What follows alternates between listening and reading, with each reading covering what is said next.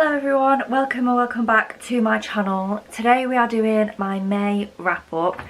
If I keep looking down, it's because I'm looking on Goodreads, because do I look like a girl that knows what she read this month? No. I could not tell you what I've read this month, let alone what I've rated them. So we are just going to use Goodreads. There are quite a lot of books this month that I didn't read in vlogs. There are months where every book in my wrap up I've read in a vlog. There are months like this one where there's a few that I haven't. So we've actually got some fresh content today of stuff that I didn't read in vlogs. Some of these are from vlogs. I'll let you know if they were, so you can go and watch them if you so wish. But yeah, without further ado, let's get in to my May wrap up. There are some exciting books in here. I'm just looking at my Goodreads and some of these are really exciting. Anyway, the first book I finished in May was Binding 13 by Chloe Walsh. I've owned this book for a fair while, not too long. It's been on my radar for years. I bought a physical copy or got it around Christmas time, I think. I can't remember. I've had it for kind of a while, and as I said, I've been eyeing up this series for years, and I don't know why I just kept putting it off. I think it's because the books are so long. Like, if I just grab this, if you've never seen these before, they're big. Like, they are big books. And I was quite intimidated by that. I was also put off by the fact that they're YA. I don't mind YA, I don't think YA is bad at all. But when it comes to YA contemporaries, it can sometimes just feel a bit weird for me because I am 25. Like, if there's any kind of spice or anything, it obviously kind of icks me out because they're children and I'm not a child. So I was a bit apprehensive because of all of those things. However, I gave this 4.5. Honestly, it's a 5. Like, I gave it a 4.5 because it's not perfect, but I can't stop thinking about it and I just loved it. So I think realistically it is like a 5-star read. I think it's one of those series, I've not finished the series yet, but it's just one of those series that I think will always be in my head. Like, it's just one of those books that I just keep thinking of all the time. And I'm still obsessed with it, even though I read it right at the beginning of the month. I just love it so much. I love the characters, I love the story. If you don't know what this is about, it's about Johnny and Shannon. Shannon gets horrifically bullied and she has a really horrific home life. I would definitely look up triggers if you are someone that you kind of know that you have triggers. I would look them up because there are quite serious triggers in this book. She has a horrific home life, she gets really badly bullied at school. So her mum eventually pulls her out of that school and moves her to Thomond College, which is where Johnny Kavanagh goes. And they meet. This is very slow burn, like very, very slow burn. They meet and they're not even friends for ages. Like, they keep interacting but they're not like proper friends for ages. And then eventually over the course of the books it develops into a romance. So yeah, loved it, gave it 4.5. Straight after that I said, stuff my entire crap May TBR. We're going to read the second one. So I went straight into Keeping 13, which is that book there. Similar chunkiness to the first one. So I went straight into that because I couldn't not. I just needed to read it. And I gave it 4.75. Again, like, realistically it's kind of a 5, but if we're being specific, I preferred the second one to the first one ever so slightly. But again, still loved it.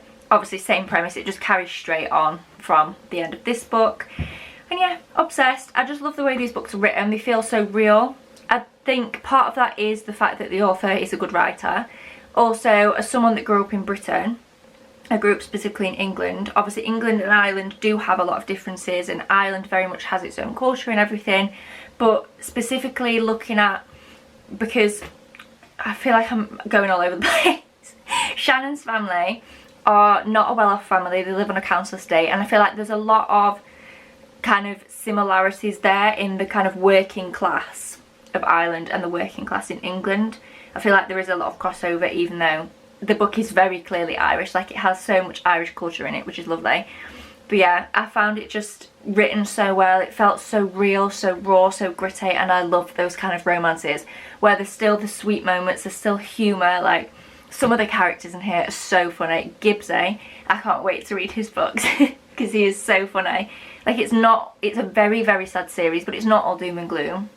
And I think that's why it feels real, is that there's that balance. And yeah, I just obsessed. I can't wait to carry on with the series. The next book I tried to read was for a vlog. I don't know when. I think that vlog will go up before this video, so I will talk about the outcomes of these books. But the next book I tried to read was Strange the Dreamer, and I ended up DNFing. I'm not going to go through it because I did a whole vlog, which I think is already up. I did a whole vlog of trying to reread books that I had previously DNF'd, and that was in that video, so I'm not going to go into it loads here because I talked about it. If you've already seen that video, I don't want to bore you. But yeah, I ended up DNFing for a second time, so I think that's probably me done with Strange the Dreamer now. I think I've given it a fair few chances at this point, and it's just not for me. Beautiful language, the prose is gorgeous, but the plot didn't work. I didn't feel connected to the characters, so yeah. Unfortunately not for me. I can see why people like it, I just didn't. And then the next book I read was The Pumpkin Spice Cafe.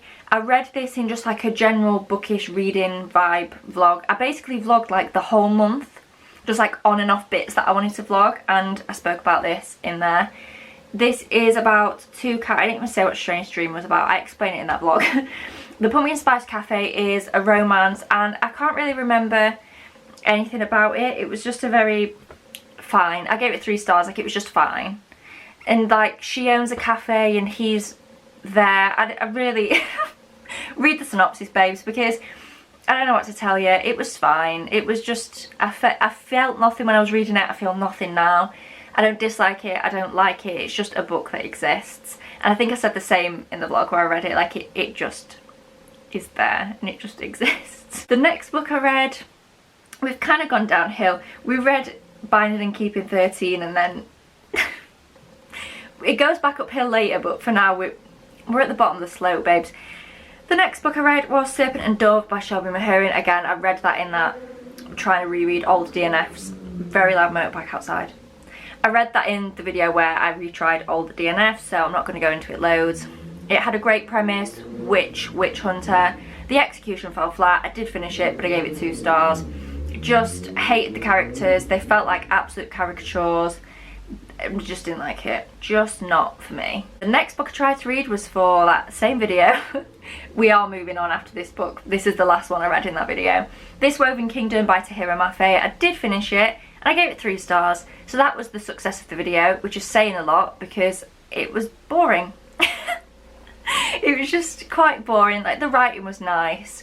The characters were fine, I didn't hate them, but I just wasn't rooting. We spent too much time in their heads and their thoughts weren't interesting to me. There wasn't enough go. Like, we need more action, I need things to be happening. I don't mind slower paced books, but this just kind of took the mick a bit with how slow it was. As I said, we spent so much time in their heads, like, get me out of your brain. Let's just go out and do something, please, because your thoughts are very cyclical. We are just going around in circles, and I found it quite boring. The next book I didn't find boring, and it wasn't for that vlog, and it's Swift and Saddled by Lila Sage. The second book, what's the series called? Rebel Blue Ranch. It's the one that comes after Done and Dusted, and I gave this 4 stars. I would, similarly to Done and Dusted, have liked a little bit more relationship development, particularly in this one. At least in Done and Dusted there was some kind of tension and reason they couldn't be together. This one was just very easy breezy until the 3rd act kind of conflict, which wasn't too much of a conflict. Like, it didn't annoy me or anything, but I don't know, it just felt like we were going through the motions, and I don't need it to be everyday struggle. Like, I appreciate an easy romance, but there was just something missing. It was like we're just going through the motions, but the motions aren't motioning, you know? Like, don't get me wrong, I really enjoyed it. Obviously I gave it 4 stars. That means like I really liked it, and I think on it very fondly, but it just didn't have any oomph. It just lacked oomph for me, which is why it wasn't any higher than a 4. But I did really enjoy it, and I loved Ada as a character. I really loved her. I related to her in a lot of ways. She was great. The next book I read was also for a vlog that went up earlier this month, and it was The Housemaid by Freida McFadden.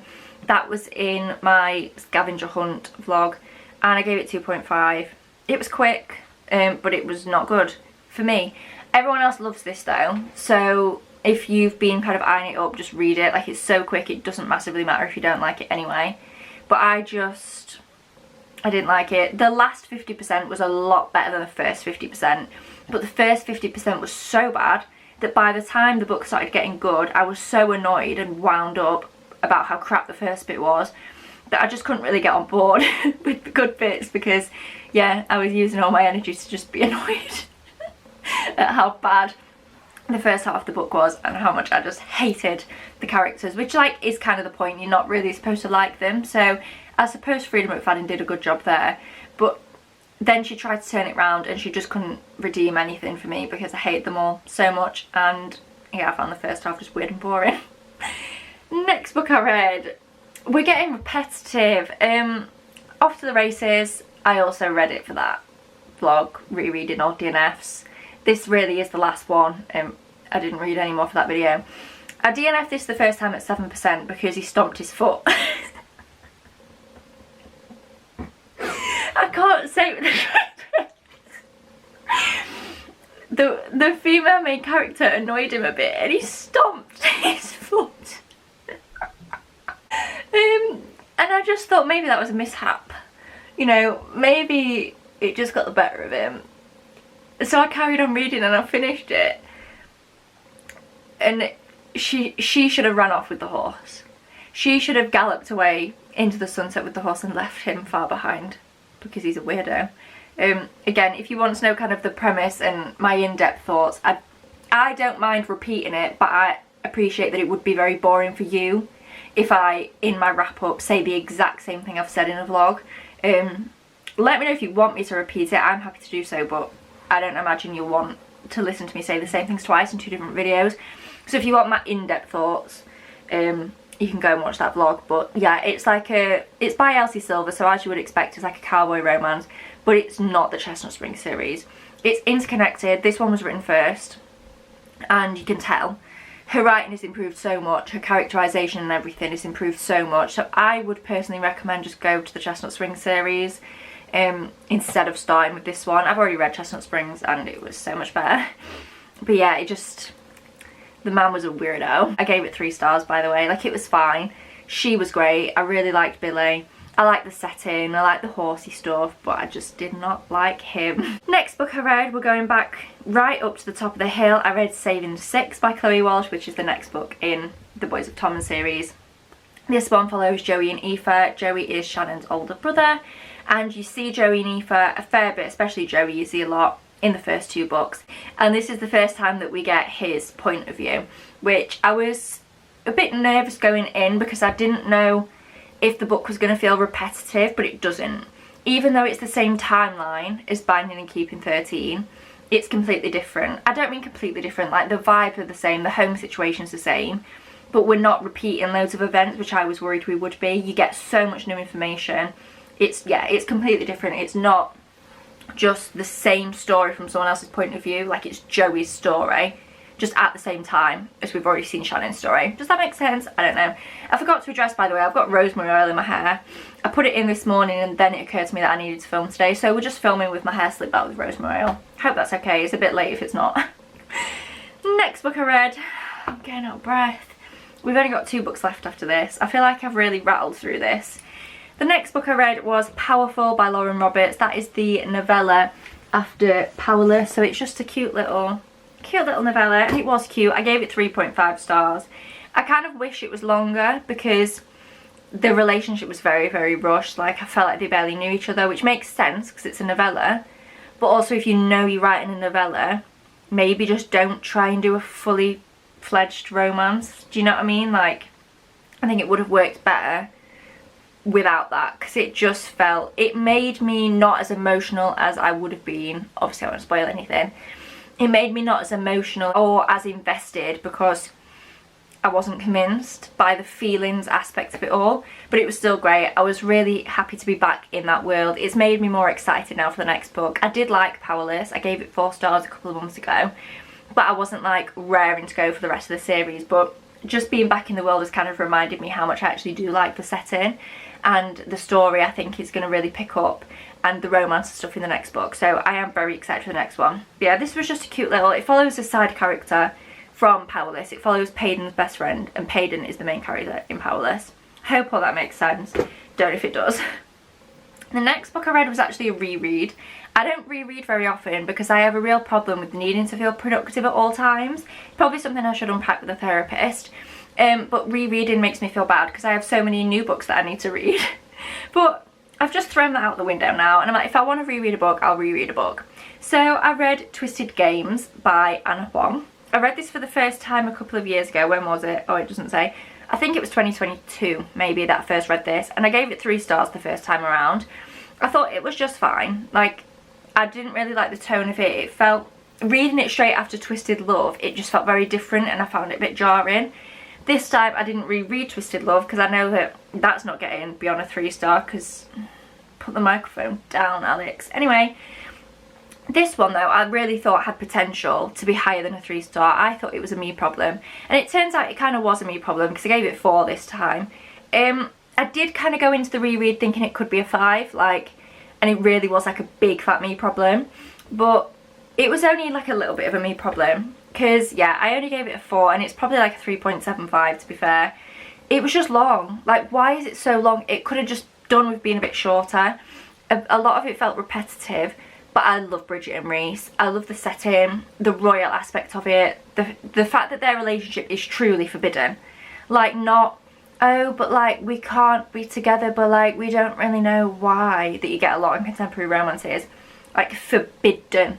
And like, it actually properly, there is tension and there are reasons why they can't be together. So yeah, I really enjoyed that aspect of it. Again, love the setting, love the characters. 4-star, like 3.75, but like probably a 4 because it was fun. It just took me a long time to read. I don't know why it took me so long, but it did just take me a while. But yeah, I don't know. Just not the 5-star I thought it would be going in, but around like a 4. And then the last book I read this month, I finished this morning, and it is Unsteady by Peyton Corin. Sorry, I don't know how to say her surname. I think it's Corin. And I gave this 3.25. I thought it'd be higher because it's a hockey romance, and that's like really the basis of that assumption.